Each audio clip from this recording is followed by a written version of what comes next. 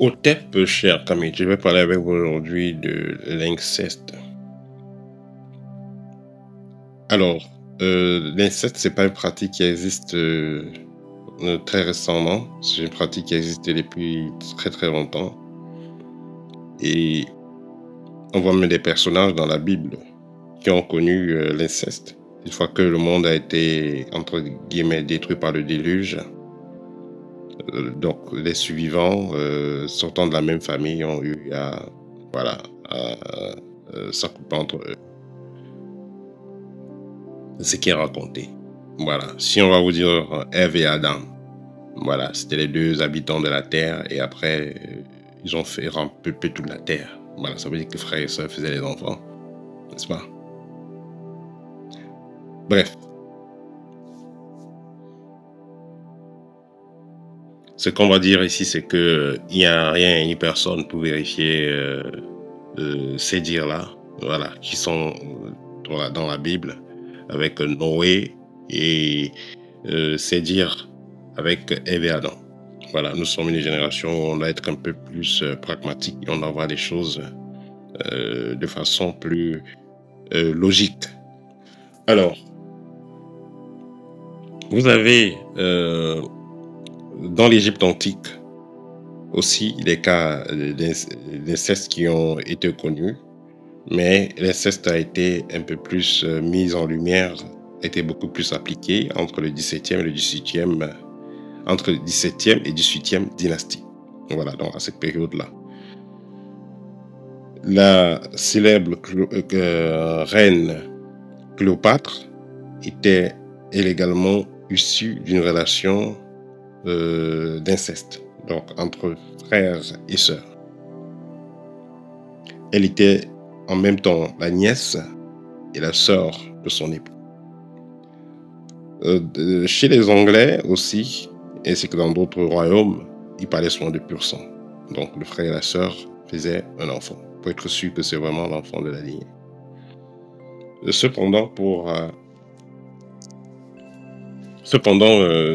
dans certains villages africains, on trouvait des cas où le garçon pouvait épouser sa sœur consanguine.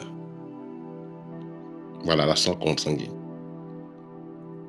Cependant, tout ça, ce n'était pas des pratiques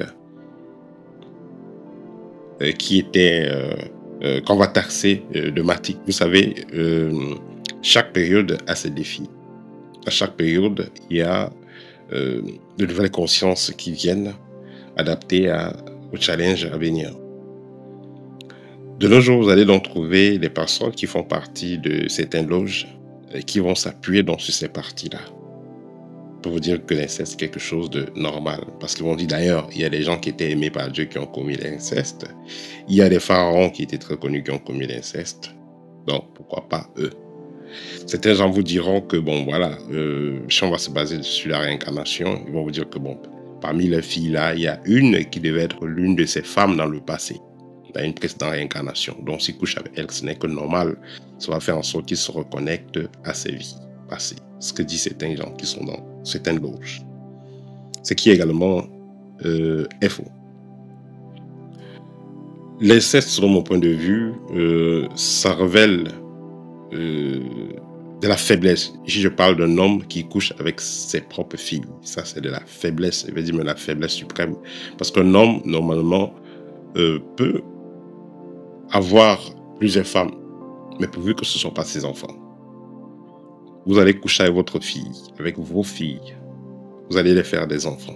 Scientifiquement, il est démontré que ce n'est pas très bien. Alors, vous allez faire des enfants avec vos filles, les enfants ont des problèmes.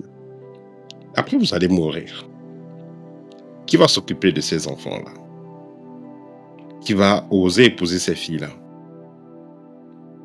Vous voulez épouser une fille, on vous dit que bon, elle a été déviée par son père, elle couche avec son père. Directement, vous faites des mythos. Donc, c'est de l'égoïsme. Le fait de coucher avec sa propre fille, c'est de l'égoïsme. Il faut comprendre qu'il y a plusieurs loges qui vont promouvoir cela. Donc, certains adhérents vont coucher avec leurs propres enfants. Et ils ne vont pas se limiter seulement avec leurs filles, hein, les filles et garçons. Ils couchent avec leurs propres enfants. Pour les vampiriser, donc voler les énergies, utiliser les étoiles. Parce qu'il y a des personnes qui, une fois ayant été formées par une loge, ne savent que vampiriser et bouffer les énergies des autres personnes. Donc, c'est comme ça qu'en faisant ces pratiques, voler l'étoile de leurs propres enfants, bouffer les énergies. Et je vous dis toujours que celui qui est dans une loge maléfique est d'abord un esclave, un chien de chasse. Tout ce qu'il sait faire, c'est voler l'énergie d'autrui pour pouvoir, soi-disant, rayonner.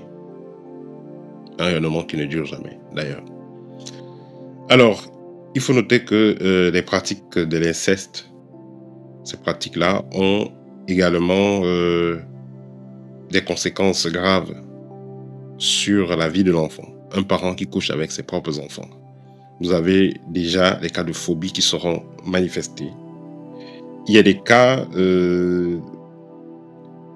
d'homosexualité, et je vais parler chez les filles. Hein. Il y a des filles, par exemple, avec qui moi j'ai eu à échanger, à parler, qui aujourd'hui sont lesbiennes, par exemple. Elles vont vous dire qu'elles ne peuvent pas faire l'amour avec un homme. Pourquoi? Comme une avec qui j'ai parlé, elle m'a dit qu'elle ne peut pas faire l'amour avec un homme, ou alors qu'elle ne peut jamais aimer un homme, parce que elle avait été déviégée par son grand-père de 65 ans. Quand elle avait que 12 ans. C'est son grand-père de 65 ans qui a commencé à coucher avec elle. Et depuis ce temps-là, et elle habitait chez son grand-père, elle n'avait pas de choix. Depuis là, elle n'aime pas les hommes. Et elle ne peut que faire l'amour avec une femme. C'est ce qu'elle dit, ouvertement. Donc, les conséquences sont graves. Il y a les cas de traumatisme. Il y a les cas de suicide ou les idées suicidaires. Parce que l'enfant n'est pas à l'aise, l'enfant ne peut pas oublier ce qui s'est passé. Il y a des enfants qui vont même se lancer dans la drogue. Donc, voilà, dans la drogue. Ces personnes ont un trouble de comportement, impulsivité, agressivité. Voilà, il y a l'alcool, la drogue qui va en suivre. Et il y a des désirs d'automutilation. Donc, les enfants qui veulent se suicider, ils veulent se tuer. Voilà, ils veulent se blesser. Justement parce que ça brûle de l'intérieur. Donc, un parent qui aime réellement ses enfants ne devrait jamais penser à faire ce type de pratique, peu importe ce qu'on vous raconte dessus. Il y a aussi les cas de maladie, bien entendu. Il y a les cas de maladies sexuellement transmissibles. Je vous ai parlé une fois d'un cas d'une jeune fille. Elle avait la vingtaine et elle est tombée enceinte de son papa 3 fois. 2 à 3 fois. Et son papa l'a donné le VIH parce qu'elle faisait son papa l'amenait dans les partous et tout. Voilà, son papa avait des collègues, il faisait l'amour avec la fille du monsieur. Voilà. Donc, comme je vous ai dit, il y a des pratiques perverses qui se cachent derrière ça. Ils vont vous dire que Noé a couché avec ses filles pour repeupler le monde. Et c'est pourquoi eux aussi peuvent coucher, qu'il y a des secrets. C'est n'importe quoi. C'est n'importe quoi. Donc, les pervers vont se cacher derrière ça pour enceinter les enfants et donner les maladies. Donc, il y a des maladies qui viennent avec. Aussi, il y a des cas irréversibles comme les cas de stérilité. Par exemple, prenons le cas d'une fille de 8 ans ou bref, d'une fille qui n'est pas encore prête à avoir des rapports sexuels, qui est donc couchée par son parent, soit son père, soit son grand-père. Les conséquences seront graves au niveau de la santé.